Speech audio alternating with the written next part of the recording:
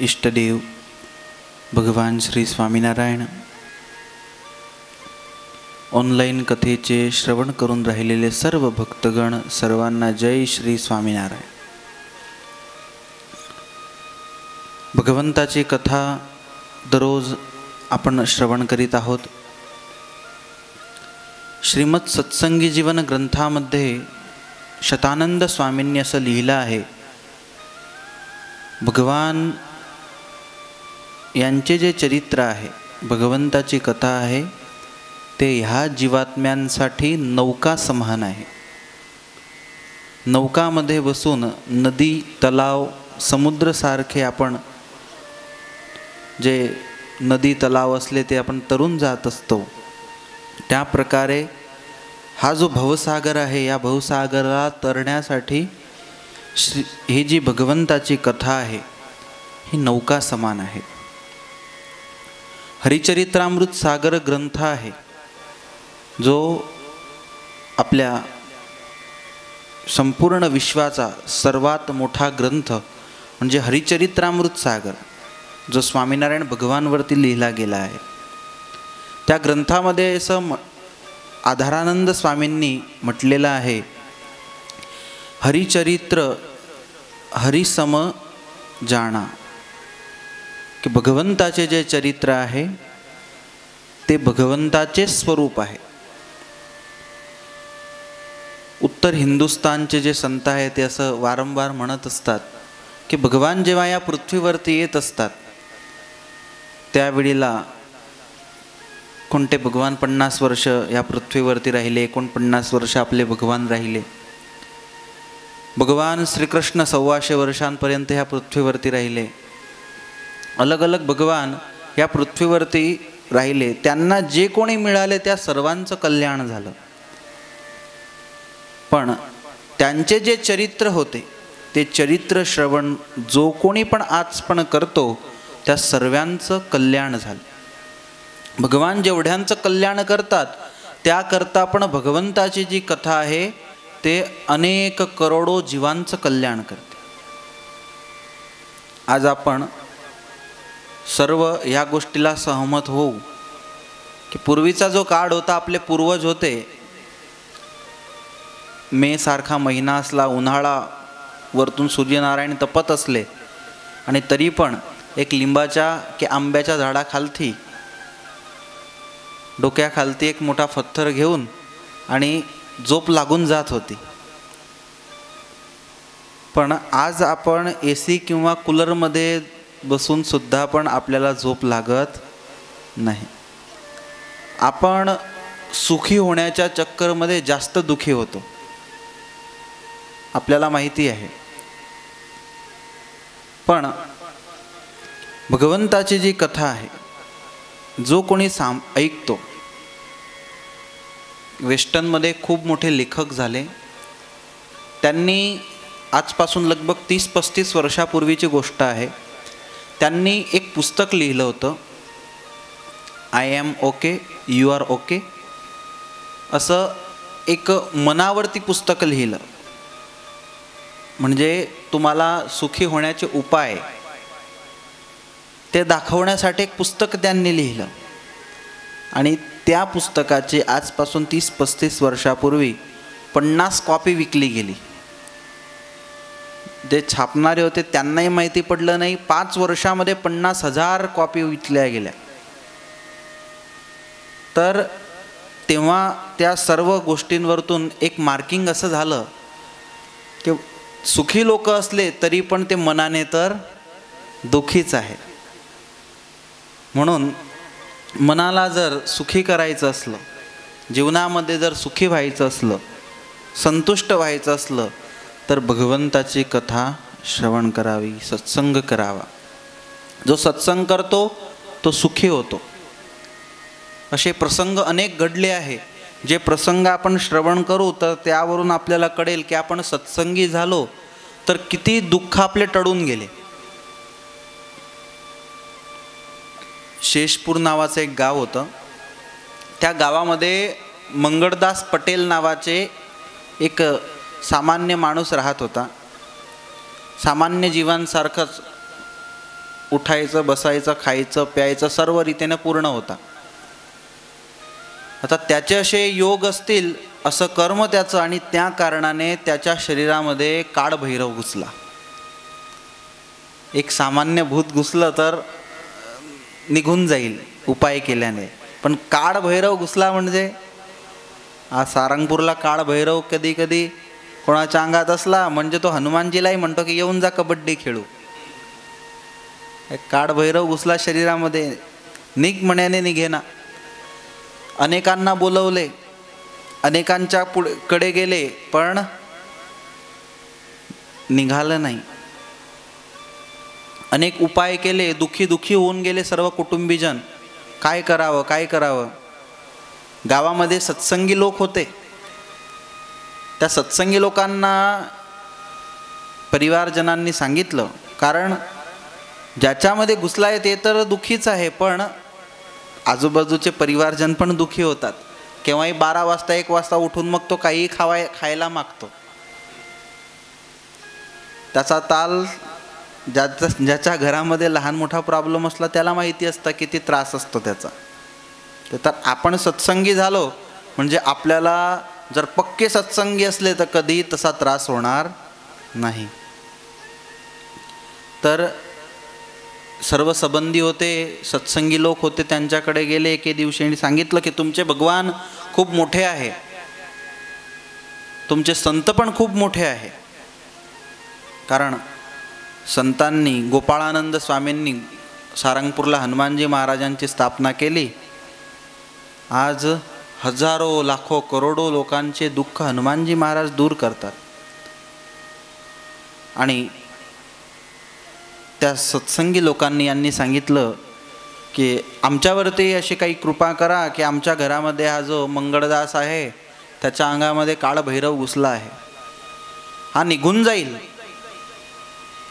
तेव्हा सत्संगी लोक होते, त्यांना दया आली, हृदयामध्ये दया उत्पन्न झाली.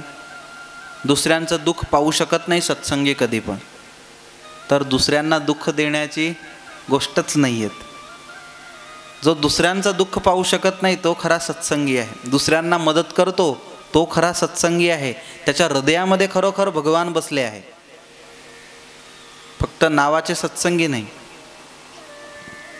हे सर्व सत्संगी लोक होते. त्यांनी सांगितलं की बघा, हा जो मंगळदास पटेल आहे यांनी जर स्वामीनारायण संप्रदाय स्वीकारला, कंठामध्ये माळ घातली आणि दररोज मंदिरात येण्याचं यांनी जर सुरू केलं तर काळभैरव निघून जाईल. म्हणजे यावरून आपल्याला कळेल की आपल्या अंगात का घुसतो, लहान मोठा त्रास आपल्याला काय होतो. कोणी लिंबू ठेवून गेलं, कोणी नजर लावून गेलं, हे सर्व अर्धे तर आपल्या मनाचेच भ्रम आहे. आणि जे थोडं जे आहे ते जर आपण दररोज भगवंताची शुद्ध उपासना करीत असलो तर हे काहीच होणार नाही. मंगळदास यांना संतांकडे घेऊन आले. संतांनी हातामध्ये पाणी ठेवलं. कालमाया पापकर्म यमदूत भयादहम श्रीकृष्णदेव शरणम प्रपन्नोस्मी सपातु माम. मंत्र म्हटला, भगवंताच्या चरणांमध्ये पाणी सोडलं आणि कंठामध्ये माळ घातली. संतांनी सांगितलं की आज नंतर कुठेही जाण्याची गरज नाही, काळभैरव निघून जाईल. आणि तेव्हाच्या तेव्हा काळभैरव तिथून त्यांच्या शरीरातून निघून गेला. त्यानंतर तर मंगळदास होते, विश्वास बसला. दररोज मंदिरात यायचे, दररोज भगवंताचे दर्शन करायचे. दररोज संत असले तर त्यांच्या पुढे बसून कथा वार्ता ऐकत होते. कारण की एक वेळा झटका लागला म्हणजे त्या झटक्याची असर वरीस, 1.5 वरीस, 2 वरीस तर राहतेच. आपलं कसं आहे की आपण झटका लागल्यानंतर भगवंताकडे येतो. झटका लागण्याच्या आधी लगबग कोणी काही येत नाही. झटका लागला की मग म्हणतो की कुठे गेला माझा भगवान. मग तो भगवान माझे दुःख दूर करेल. जर नाही केले तर तो माझा भगवान नाही. भगवानही म्हणतो आतापर्यंत कुठे तू मानत होता मला, राय तुझ्या घरीच. मग दररोज मंगळदास भगवंताचे दर्शन करायचे, भजन भक्ती करत असायचे. आता त्यांच्या आई होत्या त्या वारल्या, म्हणजे त्यांनी विचार केला की माझे जे संबंधी लोक आहे, गाव लोक आहे, त्यांना मला जेवण करवायचं आहे, आईचं 10वं आहे, 12वं आहे.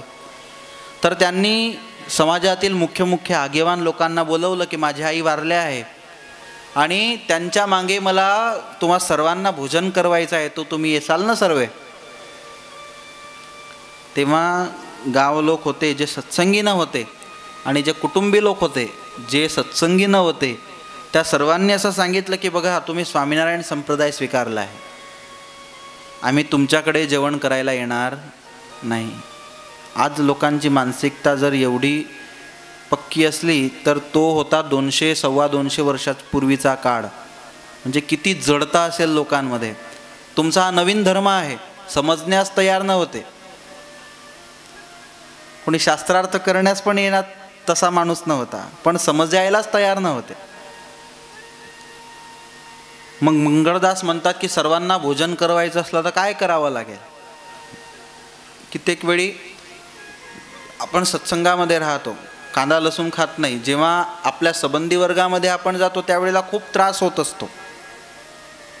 मग तो मोठा भगत होऊन गेला आहे, मग त्याला जे एक भगवान स्वामीनारायण दिसत आहे, असे म्हणणारे पण भरपूर असतात. पण त्यावेळेला जो संयम ठेवून स्वतःच्या नियम धर्मांना कधी सोडत नाही, तो खरा भगवंताचा भक्त आहे. मोठ्यांनी सोडलेलं नाही आहे आणि मोठ्यांना दुःख आलं आहे, त्यांना दुःख आलं आहे, आपल्याला येईल. भगवान परीक्षा घेतात. आणि ह्या मंगळदास यांनी संबंधी लोकांचा मान ठेवण्यासाठी सर्वांना सांगितलं ठीक आहे तुम्ही जेवण करत असले तर एक काढली माळ, सोडला सत्संग. बराबर. आता त्याला असं होतं की हा काळ भैरव निघून गेला, माझं काम होऊन गेलं. आणि मग तर सर्वांना जेवण करवलं. मग ज्या प्रकारे पूर्वी राहत होता, खाण्याचं खायचं सुरू केलं, न पिण्याचं सर्व प्यायला लागला.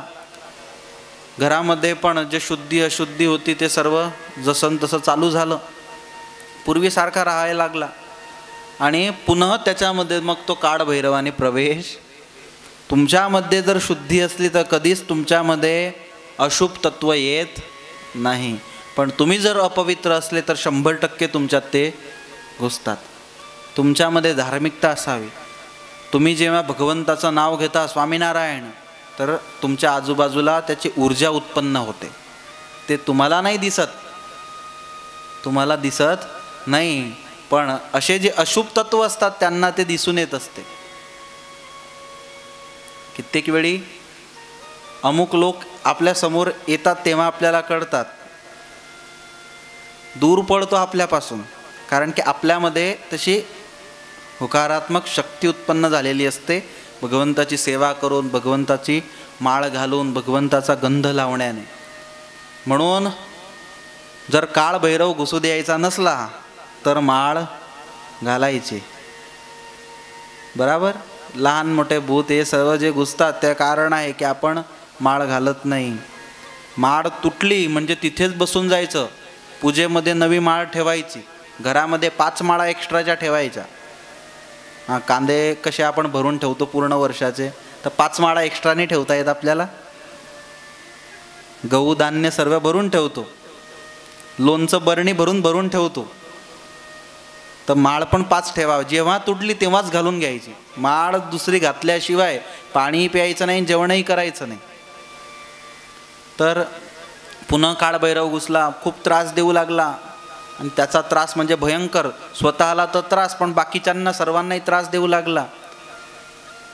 शेवटी सर्व संबंधीजन एकत्र झाले. त्या काळभैरव म्हणतात तू गेला होता परत का आला, तर म्हणतो मी जाणारच नव्हता, पण यांनी माळ घातली म्हणून जावं लागलं. तो म्हणे निघ, म्हणे कशाला त्रास देतो आहे. काळभैरव म्हणतो आता मी निघणार नाही, आता याला घेऊन जाईल सोबत. आणि तेव्हा त्यानंतर त्याला सांगितलं की आता तू निघशील असा उपाय सांगा मला. तेव्हा त्याने सांगितलं काळभैरवनी की जर याने पुन्हा कंठी माळ गळ्यामध्ये घातली तर मी निघून जाईल. आणि मग संबंधी लोक त्रासले आणि सर्व याला त्या संबंधी जे सत्संगी लोक होते त्यांच्याकडे घेऊन आले. त्या सत्संगी लोकांनी त्या मंगळदासला घेऊन आणि अहमदाबाद मंदिरामध्ये घेऊन गेले, नरनारायण देवांचं दर्शन करवलं आणि पूर्वी ज्या संतांनी माळ घातली होती पुन्हा त्या संतांकडे बसवून माळ घातली आणि माळ घालताबरोबरच तो जो काळभैरव होता निघून गेला. आणि त्यानंतर त्या काळभैरवनी बाहेर येऊन त्याला असं सांगितलं, दररोज तू मंदिरात येशील, दररोज कथा ऐकशील आणि दररोज नारायण घाटवरती साबरमतीमध्ये आंघोळ करशील तर मी कधीच तुझ्यामध्ये येणार नाही. बाकी आता जर तू हे सर्व सोडलं म्हणजे तुलाच घेऊन जाईल.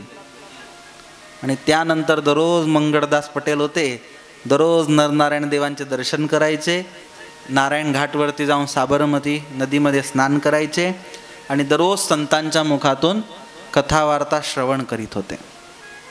तर या दृष्टांताचा सिद्धांत असा आहे की आपण जे काही करतो, जे काही तुम्हाला सांगण्यात येत असतं, भगवान स्वामीनारायणांनी शिक्षापत्रीमध्ये सांगितलं की कथांच्या माध्यमातून सांगितलं, त्यामागे बाकीचे जे अशुभ तत्व आहे, जे आपल्या जीवनामध्ये शांती होईल असे उपाय भगवंतांनी सांगितलेले आहे. जे आपण करतो कित्येक वेळी आपल्याला असं वाटतं नाही केलं तर काय होईल. मंगळदास पटेल यांची कथा ऐकावी, त्यावरतून कळेल की आपण जे करतो ते का करतो आणि नाही केलं तर काय होणार आहे. म्हणून भगवान आहे ते आपल्याला कसे मिळाले आहे तर वचनामृतामध्ये भगवान म्हणतात की भगवंताची जर कृपा आपल्यावरती असली, आपण जर सत्संगामध्ये राहत असलो तर शुडीचं दुःख असलं, शुडी म्हणजे काशीला पूर्वी एक करवत असायची, ते करवत असं म्हणायचे की काशीला जाऊन मरले तर मुक्ती मिळते, तर ते अशी करवत ठेवून कापून टाकायचे माणसाला.